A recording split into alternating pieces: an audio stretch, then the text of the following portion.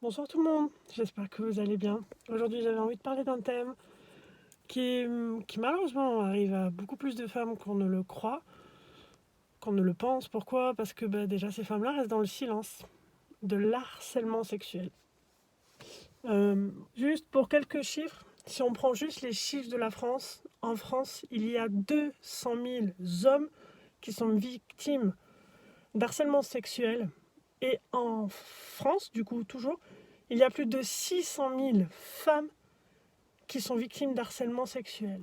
Alors, à savoir que l'harcèlement sexuel, il n'y a pas que l'acte sexuel en termes de pénétration ou d'attouchement sexuel ou même d'attouchement corporel, mais il peut y avoir de l'attouchement sexuel verbal qui peut commencer par de la drague, des propositions sexuelles, et ça peut aller même à une certaine menace si ça peut venir en fait d'un supérieur hiérarchique.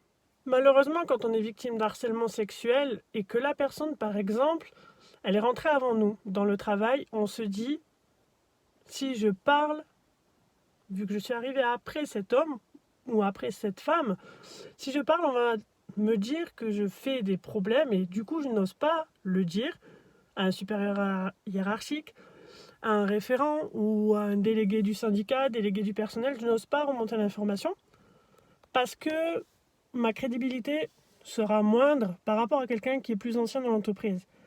Sauf que si vous ne dites rien, la personne qui vous fait ces propos, elle croit en fait que vous êtes consentante. Et le pire dans tout ça, souvent quand on est victime d'harcèlement sexuel, on peut dire, penser ou croire que c'est de notre faute, parce qu'on a peut-être trop souri à la personne, qu'on a été gentil, qu'on a peut-être proposé si cette personne-là voulait un café.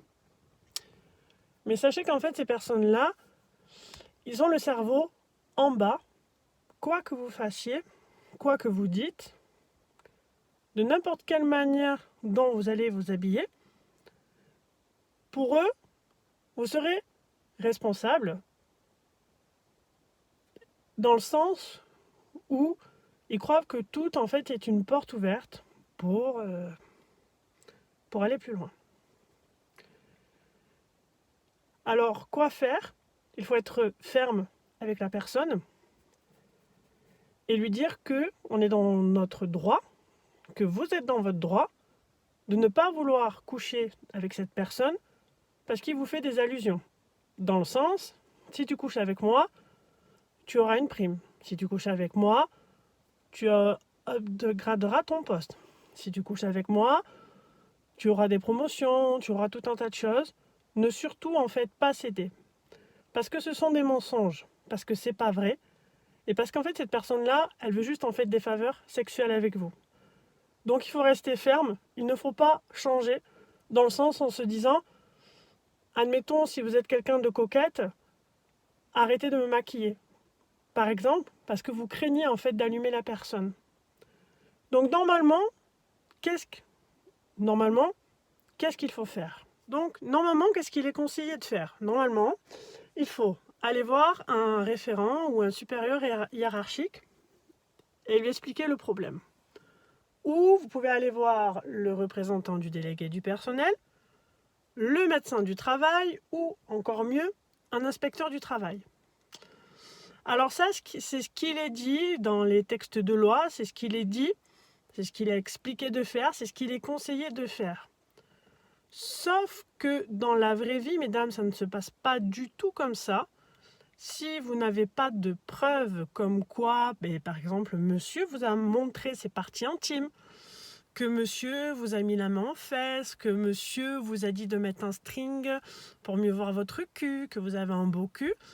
Si, par exemple, vous n'avez pas de preuves écrites, comme des emails, comme des SMS, ou si vous n'avez pas de photos, par exemple, où monsieur vous montre ses parties génitales, en fait, à ce moment-là, il faut lui dire « attends, monsieur qui est marié, tu permets un petit instant que je prenne une photo de ton sexe ? Comme ça, j'aurai une preuve pour pouvoir dire que tu me fais de l'harcèlement sexuel. Si vous arrivez bien sûr à le convaincre, à ce moment-là, vous aurez une preuve. » Sachez que sinon, devant un inspecteur du travail, c'est sa parole contre la vôtre. Quand bien même l'inspecteur du travail va daigner vouloir bouger, il vous dira que en fait, le dossier sera tout simplement en fait abandonné. Pourquoi? Parce qu'il n'y a aucune preuve. Voilà, donc entre ce qu'il faut faire et ce qui se passe sur le terrain, en fait, il y a une marge, il y a un fossé. Et en fait, c'est très très triste parce que si la femme n'a pas un poil pubien coincé quelque part ou si elle a tout simplement aucune trace, elle est tout simplement en fait pas prise au sérieux. Donc c'est déjà en fait très compliqué d'aller expliquer ce qu'il se passe. C'est déjà très dégradant, très désobligeant de vivre quelque chose en fait comme ça. Et en plus, en fait, la justice va vous dire, mais écoutez, vous n'avez pas de preuves, donc on ne se déplacera pas parce que de toute façon, votre dossier sera classé sans suite. Donc, si vous pouvez essayer d'avoir des preuves, autres que de simples micros, que de simples enregistrements vocaux, parce que les enregistrements vocaux, en fait, ne sont pas pris en compte, parce que tout simplement, ça pourrait être n'importe qui que vous enregistrez. Je sais pas, moi, admettons votre collègue de boulot, Pierre, vous fait de l'harcèlement sexuel, et vous avez un ami qui s'appelle André.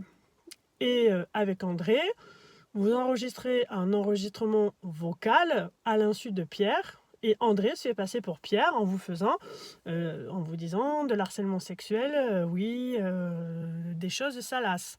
Et ça, un enregistrement vocal n'est tout simplement en fait pas pris en compte. Donc il faudrait en fait tout simplement des emails, des SMS et encore un email, je ne sais pas si c'est réellement recevable parce que sauf s'il trace l'adresse IP, ça pourrait être une fausse création de compte email. Et à savoir, les relevés téléphoniques ne sont pas relevés. C'est très très très très compliqué de demander à ce que votre avocat fasse un relevé téléphonique de la personne adverse. C'est très compliqué et du coup en fait ils ne le font pas. Voilà. Donc malheureusement, si vous voulez prouver votre harcèlement sexuel, il faut que vous ayez des preuves. Donc il faut que vous ayez ou une caméra ou des photos. Voilà. Donc j'espère que cette vidéo vous aura plu. Si vous avez des questions ou si vous avez des sujets auxquels vous avez envie de parler, n'hésitez pas. N'hésitez pas aussi à vous abonner, à liker, à partager, à commenter. Ça me permet d'avoir plus de visibilité au niveau de YouTube. Passez une bonne soirée et prenez soin de vous.